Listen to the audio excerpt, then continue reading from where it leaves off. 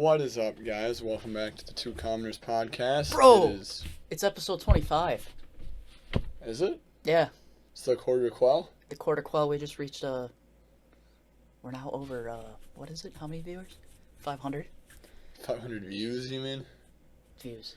Viewers. Hey, yeah, we if we take had 500 people watching, milestone that'd be amazing. As its own. Yeah, dude. Yeah. Honest. Yeah. But here we are, episode 25. We're back. Mm-hmm. No guest this week. No guest. It's okay. It's We're okay. gonna carry it through Hunter's gonna to carry the finish it through line. to the finish. We got a couple topics today. We're gonna talk about, obviously, you'll hear this when the Democratic National Convention is finished, but we're gonna do some analysis just based on night one. Well, I'll try to do some analysis based on night one, and then the nights going forward. Now we're gonna talk about some polling, because a lot has changed since Kamala was named the running mate. Well, Hunter, have those things changed for the better or for the worse for Biden? We can talk about that. We will talk about that. We can't start on that now. All right. It's a good ending. Okay. All right. Well, we are taping this after night one. The keynote speakers being Republican Governor John Kasich, Bernie Sanders. Yeah, it's pretty surprising that John Kasich showed up there. Yeah, a lot of lefties are very angry about that, and rightly so. Why? Well, first off, before he even gave his speech, he had an interview and immediately bashed AOC and a lot of those leftist ideals that a lot of Bernie supporters hang on to. Well, yeah, I mean, it's freaking, he's a Republican. Yeah, I know, but like that's why they're pissed, because they gave Fair him enough. that platform to, I don't know. I mean, didn't he also talk about how Donald Trump needs to be defeated? Oh yeah, he said, I'm a lifelong Republican, but that attachment holds second place to my responsibility to my country. Yeah, he really does not like Trump. The video. So it was a virtual convention, of course. Yeah. The video he had was, I don't know why he decided this angle, but he was at a crossroads, in the middle of a crossroads, metaphorically and literally. Okay, I got it. I get what he's going for. But the camera angle faced up so you could see, and it was pointing down at him, and it was just funniest thing ever. Memeable. Interesting. Literally at a crossroads. I don't know. I had a good laugh. I don't know. Others, maybe not so much. I thought about watching the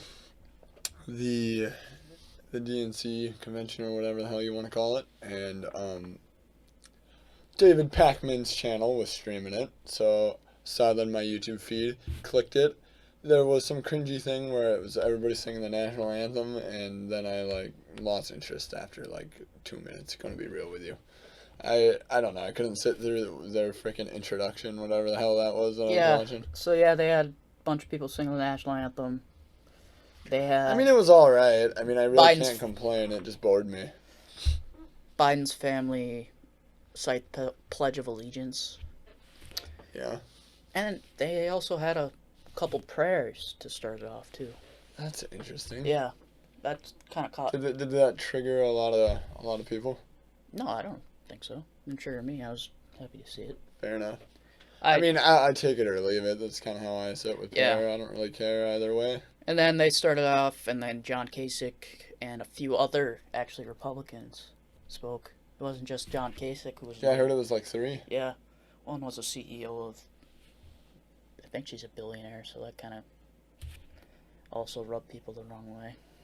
Yeah. And then, of course, Bernie Sanders and Michelle Obama gave their speeches, and I really enjoyed those. Can you give me a synopsis of both of them? So yeah, Bernie started off with a sort of video for trying to pull for Biden about how he took the train to D.C. for how many decades and promised his sons he would always be home to cook them breakfast and stuff like that. And they had the Amtrak conductor and employees all say good things about Joe Biden, how he was just a down to earth man, and how those kind of people he resonates with, and he finds it easy to talk to those people because, I don't know, he relates to them better than, I don't know, more upper class people. And the Amtrak conductor was main spokesperson because he recently had a heart attack. Joe Biden visited him in the hospital, gave him his personal phone number. I don't know, they've been friends for decades now. Then, after that, Bernie talked about how, let's see here, I'll pull up some quotes. Talked about Trump mostly. He pulled a lot of negative stuff, countered it towards Trump, but the main point that stuck with me was how much he actually tried to also pull progressive voters towards Biden, and also pulled for Biden at the same time. He listed off some things that Biden has went left on, and told. I imagine the climate change policy was a big part of what he was talking about. He touched on it. It was not the biggest one. It was the biggest one.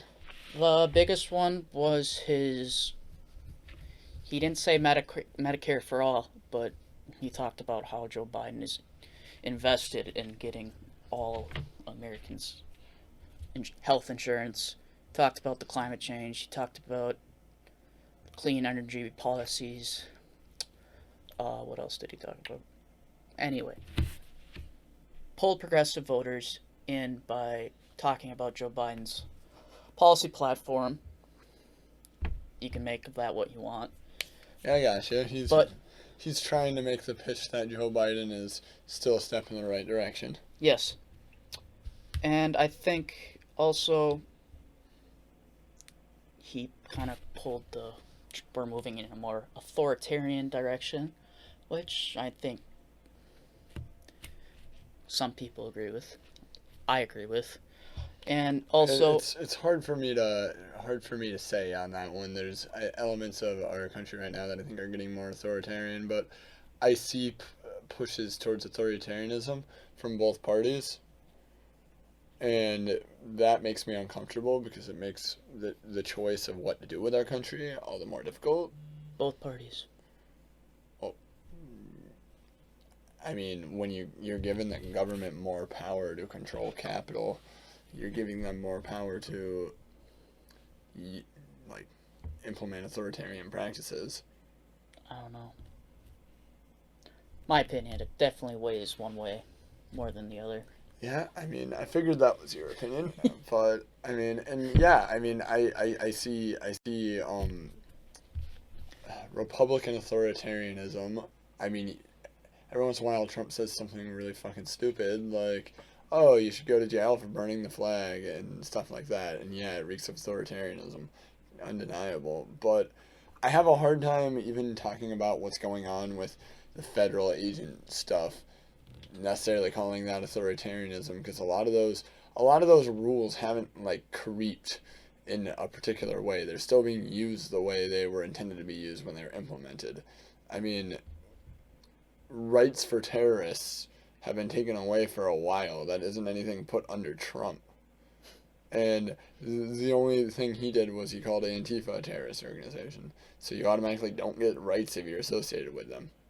Yeah, but those federal agents weren't just targeting Antifa organization. But you don't know that. But you don't know that either. Yeah, but we never knew that when those federal agents targeted somebody because they don't have rights. That's the thing. I don't think that's right, but what I'm trying to explain to you is that rule that if you're attached to a terrorist, you don't have rights is not something that's creeped up. That's been active in the United States government for over a decade. Yeah. So, I mean, I don't think it's a creeping authoritarianism. It was an authoritarian element that was already there, and we're not putting in any effort to remove it. Because why would you? It's advantageous to the people in power. And that's basically my problem with giving the government power is it's never the person who puts it that way that abuses it. It's always the next person. Yeah. True. And yeah, I don't know. Plus, like, there is a calculation to be made on whether or not stuff like that is preferable to cities being trashed by people who clearly don't want to cooperate. Like, once again, it's not even about protests anymore. It's about it's about the people who are actually doing the trashing, not lumping them in with anybody. You know? Yeah. So, I don't know. If there's ever a time and a place for authoritarianism, which there rarely is, it would be when you're violating a law. No. I'm saying directed specifically at that person, not broad authoritarianism directed at everybody because a law is being broken. Policing and violating laws enforcing the law has nothing to do with authoritarianism. Well, it does a little bit because cops have authority over citizens. But that's not authoritarianism. Then define it for me. Authoritarianism is blatant rule over a group or a population, not policing and... Isn't that totalitarianism? I suppose, yeah. That would be a totalitarianism. So what is your definition of authoritarianism? Well, from what I understand, authoritarianism and totalitarianism are very similar, but the prime difference is in totalitarianism, it's complete control over every aspect of somebody's life, like you would almost see in like USSR or something like that. The enforcement or advocacy of strict... Is this authoritarianism? Yep, of strict obedience to authority at the expense of personal freedom. Yeah, this could... Okay, so that literally could mean... So, like, that could literally mean a law. And what I mean by that is there are laws that essentially sacrifice freedoms for safety. For example, there's tons of things we could do that would make the country undeniably safer, that would take away freedoms. But there comes a certain limit where doing that's no longer worth it. Like, I had armed guards on every crosswalk and like intersection in a city. No doubt that would stop crime if there was just freaking snipers' nest everywhere. But like, is that worth it? No. You get what I'm saying? So I still don't understand. You don't understand how I'm linking it to the other thing? Well, like, enforcing the law.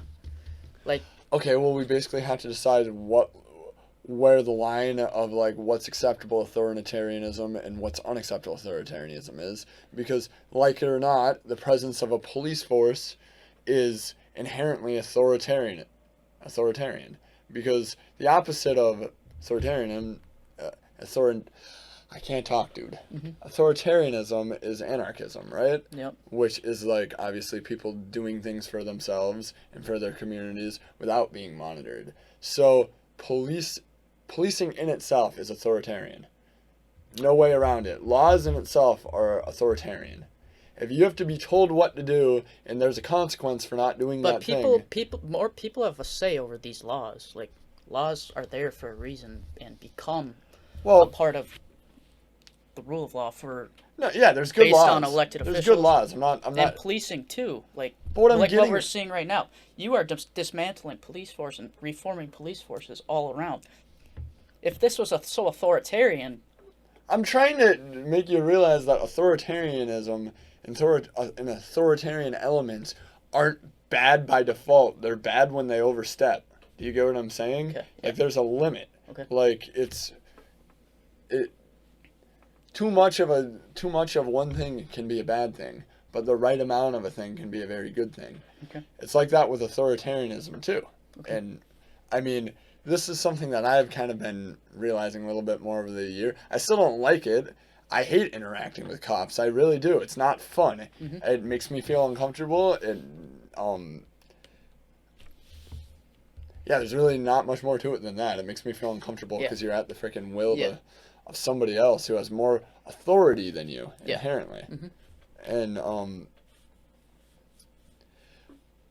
But like you said, laws, there are good laws, and I think a lot of the laws that prevent people from rioting, for instance, are laws that are kind of needed. So when something's been going on for months and months on end, and it's no longer just like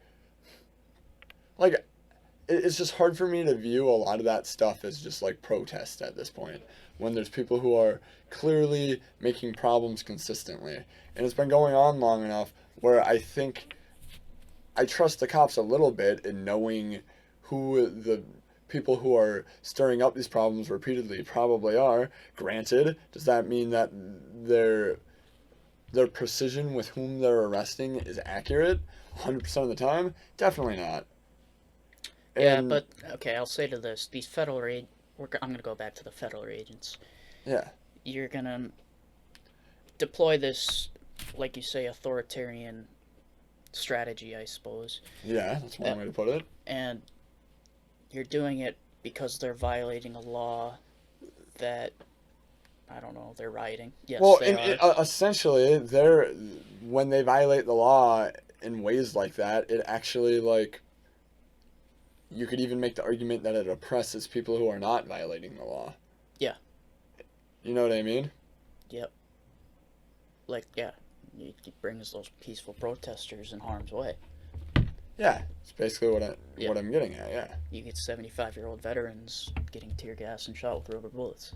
Yeah, and I mean, would I like the freaking government forces that come in to try to shut these people down to be more precise and to basically execute their job flawlessly? Of course, but they don't, and this is all the more reason why people need to understand that a consequence of being disorderly is the fact that the people who are coming in are going to cause more damage and try and clean up your mess. Did it solve the problem, though? No, because the people don't. That's not enough to stop people at this point. Because, I mean, it was an attempt to solve the problem. Clearly, it didn't work, though. yeah. Because if you look at Portland, as soon as the federal agents leave, everything calmed down. Yeah, but you you can use that argument, but was it calm before the federal agents showed up? Not really. Yeah, true. But did they solve it? I mean, Was I could when I was could it at make when was it at its peak, though? probably when the federal agents were there, because people were getting really upset about that, because Yeah. and I'm sure there was people who weren't even out there who came out specifically because of that reason, and also you had people who maybe were already getting, possibly, I'm going to use the word tired of protesting, but I don't know if that's the most accurate thing, who were probably reinvigorated with their cause when they saw federal agents show up. You know what I mean? Yeah. It makes sense to me why that would be the peak, but I could make a philosophical argument for, even if them arriving was the peak of unruliness, that if there was unruliness before and no unruliness after, you could make the argument that bringing it to that peak with federal agents and then withdrawing them actually did solve the problem. Do you get what I'm saying? No. I mean, I listen. Because I think I could say with confidence that if the federal agents remained there, things wouldn't have calmed down. Probably not, but if they would have never sent them, would have things calmed down? They weren't. Do you get what I'm saying? We don't know. And if we're going off of just the data we have, the fact that it didn't calm down for a while and they had to send them and it only calmed down after they left, it's almost like it was a trick to get them to calm down. Do you get what I'm getting at? Yeah, I suppose. They complain about something, you put a bigger authoritarian threat in there. Because what are they complaining about before the authoritarians got there? Authoritarians, supposedly. Mm-hmm. And they put authoritarians there, and then they got really mad, and then they removed those, and now they're chill again. Sounds messed up, though, doesn't it? It is a little messed Yeah. up.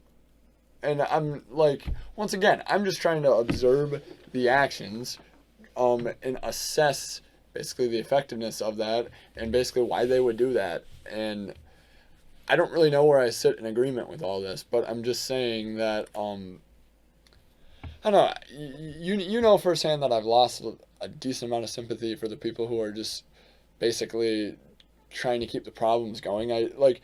and it's not even about, like, I'm not trying to say shut the fuck up and don't fight for what you believe in. I believe you can fight for whatever you want in the United States, but I do think there are productive ways to do that and unproductive ways to do that. And I think if you do it in an unproductive way, you're only hurting your cause. Not only are you hurting your cause, if you're doing it in a violent, disorderly way that's in a place with a lot of people during a pandemic, might I add, it also is not like a very safe thing. You know what I mean? And it's hard for me to support something that's extremely unsafe. I don't know. And once again, it does not apply to people who are just protesting or people who are trying to actually like start a decent grassroots political movement. But I don't think of grassroots political movements when I see people like freaking throwing like bombs into buildings and crap in downtown Portland, and people like pulling people out of cars and shit. Like, I don't know. Mm-hmm. Well, that's why you gotta keep them separate.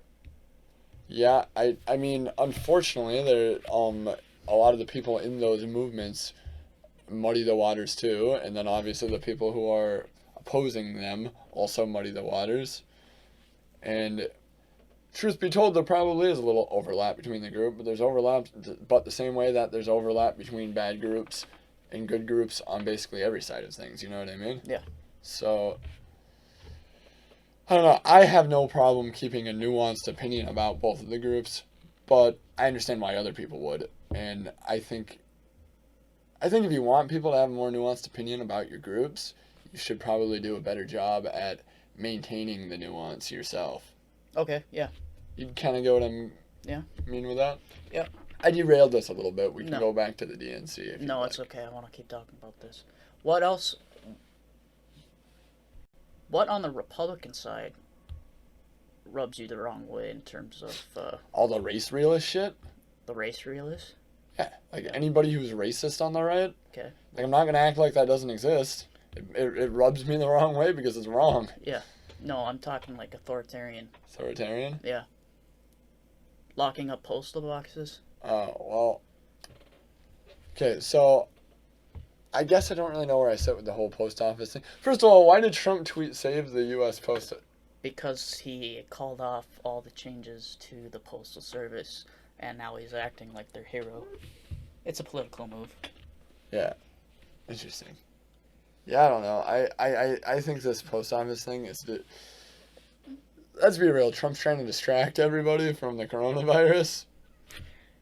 23 states filed lawsuits against the government against the Postmaster General, I should say, for Why? the changes he was trying to implement. What changes? Let's see. He removed a total of 610 mail sorting machines from battleground states. It's obvious it was targeted. I get what you mean. Locked up postal boxes across counties, specifically swing counties. He removed post boxes. He laid off a lot of workers. What else did he do? Cut back on overtime hours so that employees can't work as much. Which, I don't know. You can think about that however you want. But I guess the main thing is their message they're trying to send is he's worried that the amount of mail they're going to have to handle during election time, election day, is going to be more than they can handle, I guess. Even though during Mother's Day and Christmas Day they handle almost 4 times as much mail as they would on election day. Yeah, I gotcha. They're doing some mail. I mean, is any of this really surprising to you? No, not at all. But then he's doing this and implementing these changes like it's helping them handle mail better. I don't know. It's just frustrating, man. I mean, yeah. Because it's clearly just okay, here's the thing. I don't even think, like, this whole, like, game of, like, playing the freaking mail system in order to try to suppress votes is even, like, a huge determiner. And do you know what I think this is literally a distraction from coronavirus. I think that's all this is. You're going to have an exponential increase in mail-in votes, whether whether universal mail-in voting is a thing or not, absentee voting is going to be a... I mean, you can absentee. You can. I find it really hard to believe that it's because you can absentee vote so far in advance. Yeah. I find it super hard to believe that this is going to have a giant impact on that. No, and that's why they're advocating for people to vote as early as possible. Yeah, I mean, if everybody votes, a lot of the suppression stuff they even talk about would be prevented if people vote early anyhow, from what I understand. Would be prevented if...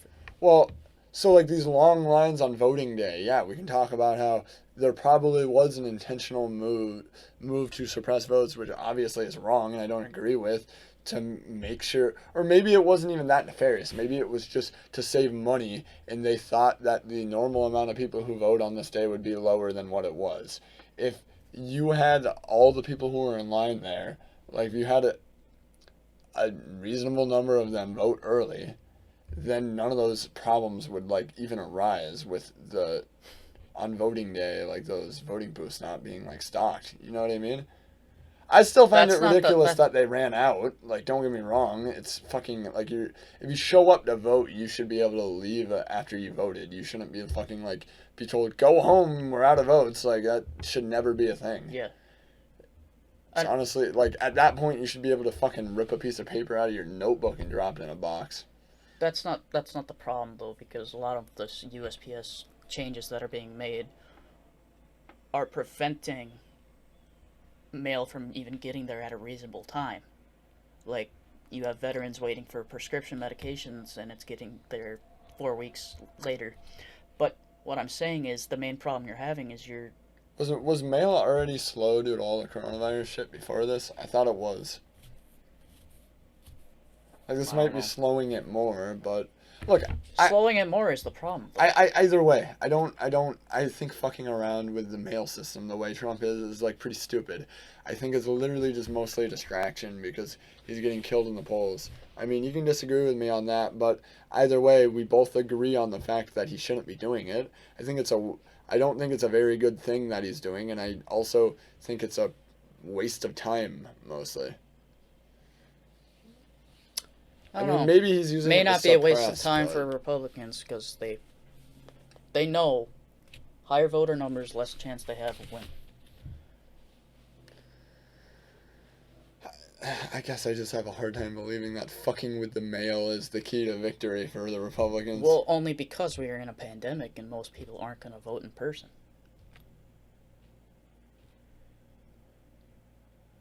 Can't you still, like, get these... I don't know, like, can't you still... Yes, you can request them and return them early if that's what you're trying to do. Yeah. Yeah.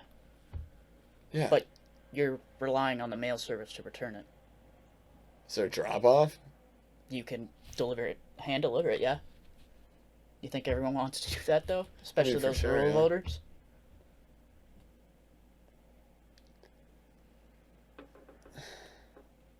I don't know. It's questionable. And concerning. I mean... Yeah, it's definitely questionable, bro. I don't disagree with... I guess the only reason I fight you so hard on stuff like this is because, obviously, I admit that I haven't looked into this particular issue enough on my own. And I ask a lot of questions because usually, when somebody has a little bit of... And we all have biases. Yeah. They lean into particular angles of the story. So I'm just trying to make sure that... Basically, you're just trying to ask the right questions so you can back up all your angles. You've done a very good job. I mean, we talked about the post office last episode. Yeah. And I said that... it got a lot worse since last time, too. Yeah, and I said that I don't think he should be fucking with it because it's guaranteed in the Constitution. Yeah. And I'm never, ever, ever going to argue against what's in the Constitution because I like to stay consistent here. I'm not Trump. I don't say whatever the fuck will get me votes or whatever is politically expedient at the time. Like, that shit annoys me, man. Mm-hmm. It really does, dude. But that's like why I say it might be more than a distraction. It might be a tactic to win the election, but I guess when people talk about these tactics to basically cheat at the election, I get really skeptical about them. Even when Trump does it. Even when he talks about mail being fucked with and it not going to be a fair election like his way, because he talks about if we vote with mail, he'll lose due to cheating. Like, I think when candidates talk about, oh, I'm going to be cheated against, it, like, it's hard for me to pay it any reasonable mind nowadays because people fucking yell that shit all the time. And I think elections in the United States, maybe I'm naive, but I think they're mostly won by what people think. You know what I mean? I think it's mostly won by information and news channels. Yeah. And what people watch and what they do with that information in their brain. Yep. Yeah, I don't know, man. I don't think it boils Still gotta down be to... able to vote. Maybe it's just because I live sheltered in Wisconsin and I have a voting place like pretty close to my house. I have a voting. I could fucking walk to the voting place if I had to. But those big urban cities that you're talking about, where you only have 2 polling places for a town of hundreds of thousands of people. Wait, is it urban areas or rural areas? Urban. You said rural. Rural areas for US Postal Service when we're talking about mail. Uh-huh. Because if you were trying to hand deliver to a county clerk, that's an easier thing. Because your county clerk lives in your county. Yeah. Relatively close to you. But if you're trying to deliver to a USPS drop box and you're closing, I don't know, swing, district, or county postal service boxes, then you're getting into a kind of a overstepping your bounds. Mm-hmm. Because it gives you no access to the postal service and your post office, if you have one, could be in a totally different city. Yeah, I guess that makes sense. I don't know, man. I wish the statement of it's hard, like, it's really hard to judge a problem on its seriousness, like, for real, unless it's in your backyard. Mm-hmm. Because I have to go off of hearsay. And when I hear these fearmongers talk it's like about... COVID, bro. Yeah. What? It's like the pandemic. Well, like, yeah, obviously there's a little bit... Obviously the pandemic... Like, okay... Do y'all remember back to the first episode of Two Commoners when I said that the pandemic was going to blow over and not be that big of a deal? You know why I say shit like that? And yes, I was massively wrong. But the reason I get trapped in this way of thinking is because of shit like... Okay, flashback. It's early January. I turn on the TV, see the local news. Could there be another draft? What you need to know. Oh, yeah. Like, all this shit. Like, year after year and after year of this, like, shit. Just makes me never believe it anymore. So when we're talking about, like... And guess what? I believed Russiagate. And now I don't believe Russiagate. So, like, it's one of these things where when I'm hearing, like... Oh, Trump's going to get impeached because he was colluding with Putin. We know for sure. We're going to go to World War III. It's going to happen. Etc., etc., etc. Year after year, none of it happens. I'm like a little skeptical by the time we get something real like, oh, there's a pandemic in China and it might spread to the United States. So, and then, yeah, that one was real. But even after seeing a real one, it's still I'm still like hella skeptical when I hear people saying that Trump is going to rig this election by getting rid of the US Postal Service. It's like, I mean, I can see, like, there's a convincing argument to be made, but at the end of the day, I have to basically trust people's word for it and saying it's super hard to vote in these areas without these, without the help of the U.S. Postal Service. It could be true. I don't live in these areas. I don't know. There's literally, and the problem is when I go and you normally trust reporters to tell you, but the reporters, like, have such bias these days that I'm either going to have one being, like, telling me that, like, what Trump is doing is fine and it's not an issue, or I'm going to have one saying that Trump's freaking Hitler for doing this. And I never know who to listen to.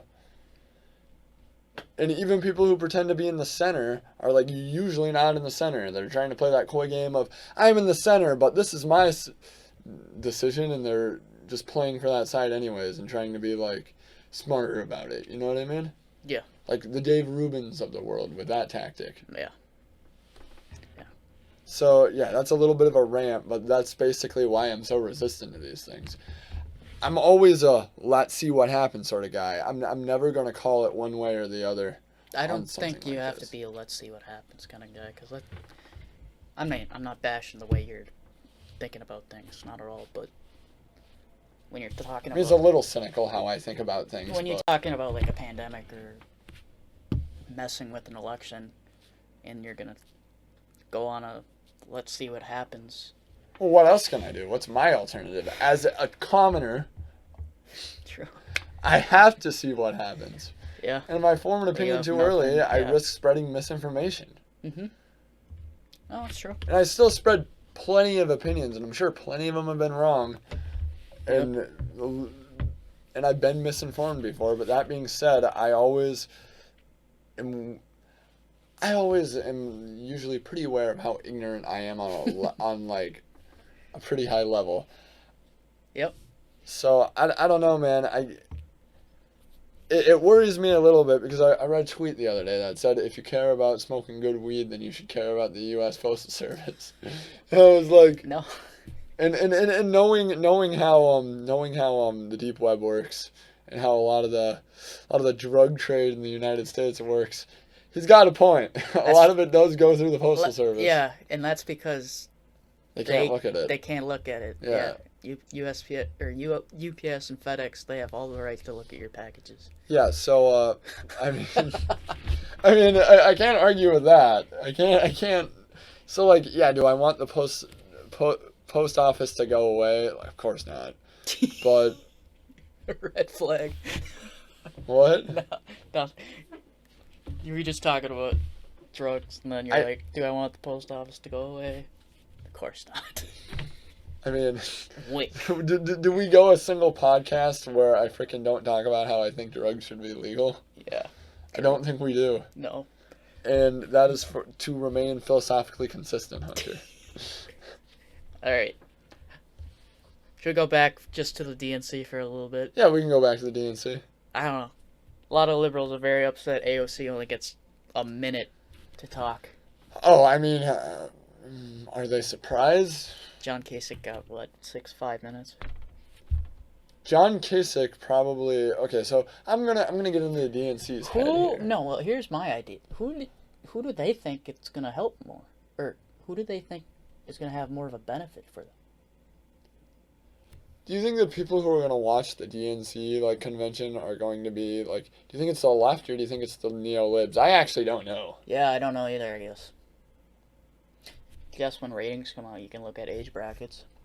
I mean, it's really weird for me because there's so many different sects of the Democrats and the left that it's hard for me to keep track of it. Because you have I don't know, you have what I would call, because it's not even accurate to separate it into neo-libs and progressives, which is better than just calling them just Democrats. But even if you just divide it into those two groups, that's not accurate enough, in my opinion.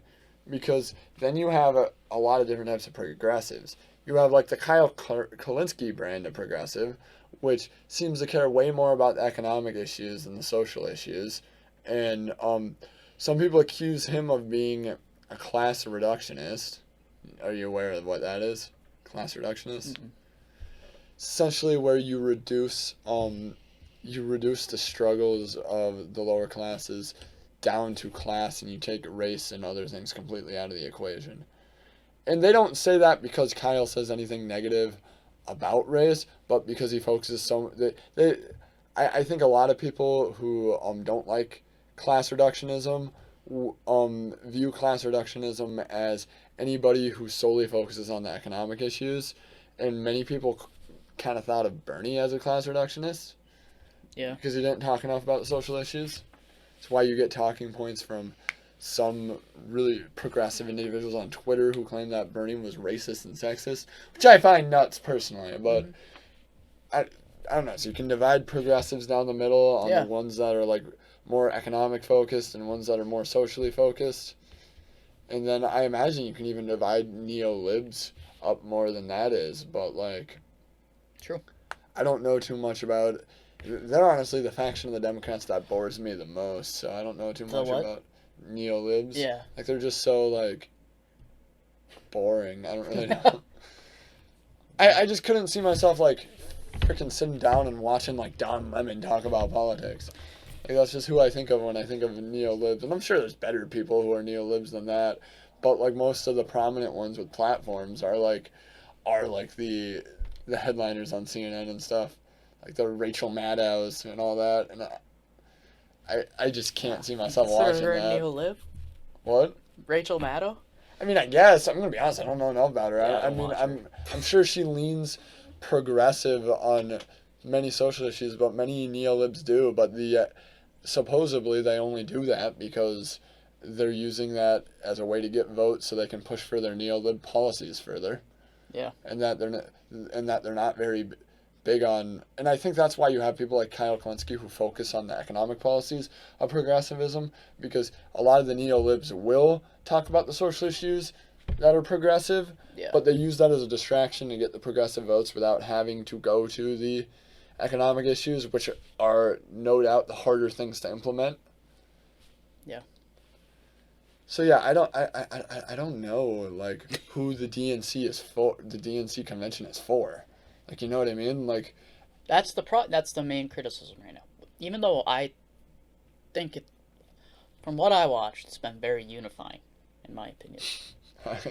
I just laugh at the word unity in politics these days. Yeah, To be true. honest. That is true. Well, they're attempting. Okay, yeah, I mean, everybody's trying Yeah. something. Even freaking Ted Cruz's ads are attempting to unify the Republicans. Yeah, Ted Cruz. All right, the Zodiac killer. Yeah, I mean, he does look like him. Give him that. But yeah, then we got AOC was day 2, will be day 2, and then Chuck Schumer. It's a lot of Democrats tonight. Wait, so AOC isn't gone yet? She goes tonight. It's a multi-day thing, I guess. So she has, but they already know she has less time than K6, or she just had less time? Well, you yesterday? get a time slot because it's like a virtual thing, and you run on. So everybody knows how much time she'll Yeah. have. And how much is she getting? 60 seconds. Why would you even agree to that? Like, what the fuck? I don't know. You get to talk for a minute. Like, what would you even say in a minute? We could say a lot in a minute. You could say a lot in a minute. I could, but would it be enough? I don't know. I mean, she takes forever to talk. She talks so slow. AOC? She doesn't, I mean, she doesn't talk. I guess it's not that She talks slow. fast. Bro. Is it fast? Yeah. Every time I see her, I feel like I need to see her talk again. Maybe I'm just talking out my ass. I don't know, man. Bernie is a slow talker. Really?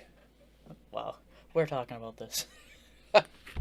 Okay, I don't Moving know. on. Is it just possible these people have inconsistent talking paces? Maybe they should take Comms 100. And now that you mention it, I do have memories of AOC talking rather fast. Yeah. But I still have memories of her talking rather slow. So I think it is like... Depends on the speech and what she's trying to say. Makes sense. Yeah. For something like tonight, I can assume that it's pre-written, pre-recorded. Like Michelle Obama's was.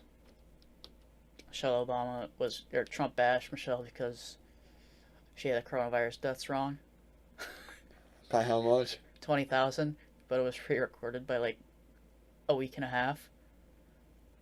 So was she under? Yeah. That's not even that bad. Trump tried to bash her for that. That's the funny part. Yeah, I mean, just... I wish I don't know, man. I wish he would think before he tweets. No, he didn't tweet this, bro. He just said it? Yeah, he said it. Okay, well then... I don't know, man. I just wish he wouldn't. I just wish he wouldn't talk so much. All right, let's talk Kamala, then we can wrap it up. Okay, Kamala. And let's just talk the election a little bit. Should I get all hyped up again and leave? No. All right. So for new viewers, I am not a fan of Kamala Harris. No, you're not. I'm not either, but tell me your thought process. We've heard me rant about her enough. Yeah. I remember specifically last episode, you just really hated her laugh. Well, that's more petty. And then I reason. watched a snippet on Ben Shapiro, and that's the same thing he did, was just make fun of how she laughs at her own joke. Okay, to be fair, I did not watch that video until after we made that episode. Fun fact. Fun fact. I was like, I don't want anybody to think I ripped that, because I watched that like a few days later and literally thought Hunter might see this and think I'm stealing this from Ben, but I'm totally not. I watched it yesterday. I'm just like, serious deja vu moment right here. Okay, number one, hitting her for the laugh is an easy target. Yep. And if that was the only thing me or Ben hit her with, then it would be pretty embarrassing. But it's not the only thing I complained about with her, and it's not the only thing Ben complained about with her. And can you guess what I hate about her the most? No. The fact that she was arresting people for smoking weed while she smoked weed. Yeah. Like, that right there, like, makes me hate you no matter who you are. Like, at least, don't get me wrong, I think locking people away for smoking weed regardless is freaking, like, pretty evil. But at least if you're the Republican who, like, doesn't do any of that stuff and you, like, go home to your Christian family after prosecuting somebody, at least you're staying philosophically consistent. What's Kamala Harris doing with it? Like, you get what I'm saying? Like, Yeah. it's way worse, in my opinion, when the Democrat who doesn't actually believe that they should be arrested for that and does the thing that's supposed to get the person arrested herself is, like, putting people away for that. Yeah. It, Yeah, and that's the thing that bothers me the most too. But I will say that I think she is going to fight really hard at Joe Biden's side, and I think that she is not somebody that he can just, I don't know, like a Tim Kaine, who can just sit in the shadows. I agree. She was. And I think that'll help a candidate like Joe Biden, who, I don't know, like you said, is going to sit in his basement and not going to say a whole lot from now until. Does that help him though? Because even though I've said that Joe Biden, like, sits in his basement and can't do a lot and, like, etc.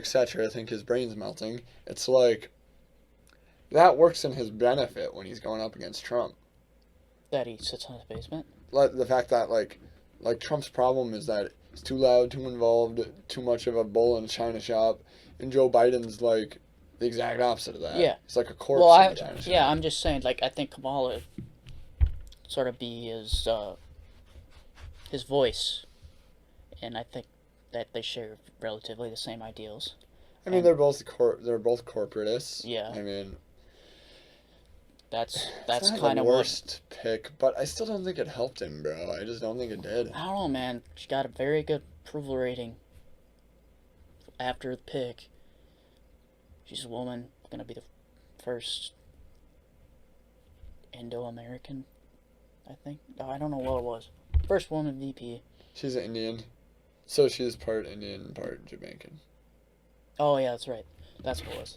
Yeah, she's gonna make a huge climb historically, and I think sort of break that glass ceiling that everyone's been waiting for. Even though it's not the biggest glass ceiling, I think it's something that people can get behind. Even if she wins, I would agree that it would be historic, but I don't think her being. I honestly have a hard time, like, getting behind Joe Biden picking her being a big, like a moment that's historic. Like, well, I mean, it gets people excited though. I know it does, but it just feels like a bunch of bullshit. It's like, not a bunch of bullshit. There's been plenty of female VPs for, like, nominated. Yeah. Yeah. Like, But if the she fact that wins, she it'll could be be the- historical. yeah. But people are saying Joe Biden's decision is historical. Like, that's how it's being worded because it makes Joe Biden look better. Yeah, it could be. I don't know. Like, I'm not going to argue with it being historical if she wins. It obviously will be. But I don't know. And, I mean, yeah, like, is she the first woman of color picked as a VP? Yes. Yeah, I suppose there's that. But I don't know. I feel like it. She's from Oakland, bro. Don't mess with people from Oakland. Yeah, from Oakland, but, like, from a family with relative wealth. Family of immigrants. I mean, They earn their wealth. you know, like, someone on her dad's side owned slaves, right? Like, her grandfather did. I did not know that. You could say that about a lot of people in this I country, but, yeah. know, but and I don't really have a problem with that per Yeah. se, because she didn't own the slaves. No. But what I'm getting at is, I just think it undermines a lot of this like, persona that she's created for herself. It just is so fake to me. I don't know, man. It just is super disingenuous. and it bothers me. And Yeah. I don't know. So here's the thing: you hear that the political world can't seem to decide on what she is, like on whether or not she's liberal, like very very left, or very like neoliberal, like what exactly she is. Because all the conservatives are saying she's super radical and she's left, and of course all the lefties are like, I don't agree with her on a lot of stuff. She's not. So what do you make of all that? What do I make of it? Yeah. Well, they're playing politics, obviously. The conservatives, specifically, I mean, it's what they've tried to run against for every election, specifically in this cycle when you're going up against a Democrat, you're going to attack, hey, they're a puppet for the left, they're Nancy Pelosi's puppet, they're socialist ideas while we're in America. It's classic conservatism right there. I mean, yeah, you're not wrong. It is a tactic they use a lot. What my read on it personally is that Kamala Harris doesn't actually have any beliefs really. I think she's in the game for herself, and I think that if it's more politically expedient to be a neo-lib, she will act in that way. But if it becomes more politically advantageous to become a progressive, all of a sudden she'll be that. And you know how I know that's the case? Because you can literally look at her presidential campaign and see her try out being a progressive and then like shy away from that. That's why she's flipped on Medicare for all like 3 times. Yeah, but she does lack consistency. Well, yeah, and I mean, I don't know. You could say she's trying to find herself politically, but she's a senator. If you haven't found yourself politically by the time you're in the Senate, then I think it's safe to say you're you're opportunistic. Yeah. Which I think is a negative thing. I don't know. And I guess what bothers me more than anything about her, bro, she hasn't had a lot of spotlight yet. is she's fake.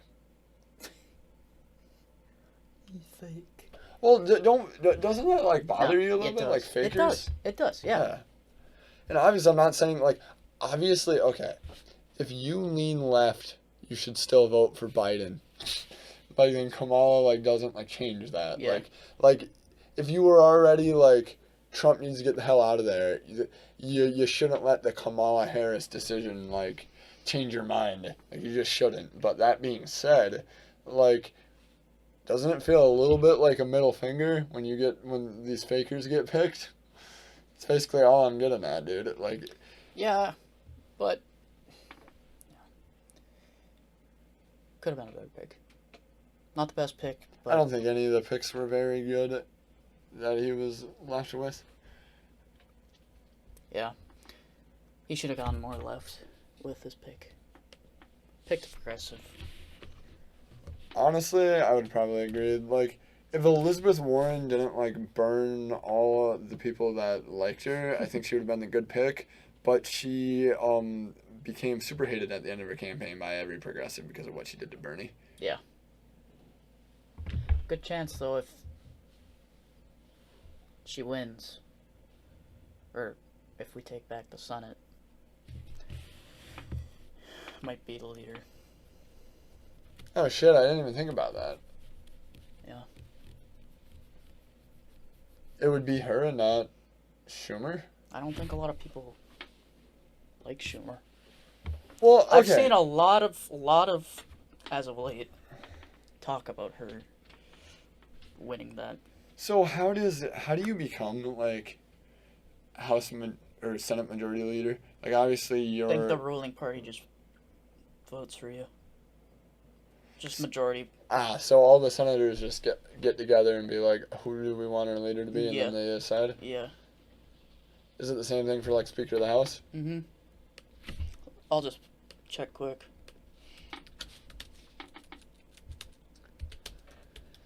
I mean, I could see them picking her. I mean, she, as far as progressive goes, she's more well-liked by the DNC than many. Because she's willing to play ball and make compromises with them, the way that Bernie isn't. But Senate Republican and Democratic floor leaders are elected by members of their party in the Senate beginning of each Congress. Yeah. Interesting. Yep. Did you know in Canada they don't even vote for prime minister? What do you mean? What do they do? They vote for a representative of I forget the body of government, but it's essentially Congress. They essentially vote for a congressman, and then whoever wins the party, like whatever party wins. That's what like UK does. Yeah, but I just find it so weird. It reminds me of like it's almost like Speaker of the House is president in these systems. It's pretty weird. I don't know how I feel about it. It is weird, yeah. Because you don't actually, nobody actually votes for Justin Trudeau. You just decide if you're a liberal, conservative, or progressive, because those are like their three parties. Mm-hmm. You vote for your guy who's aligned with one of those, and then if they win the majority, then some random politician in that party gets the...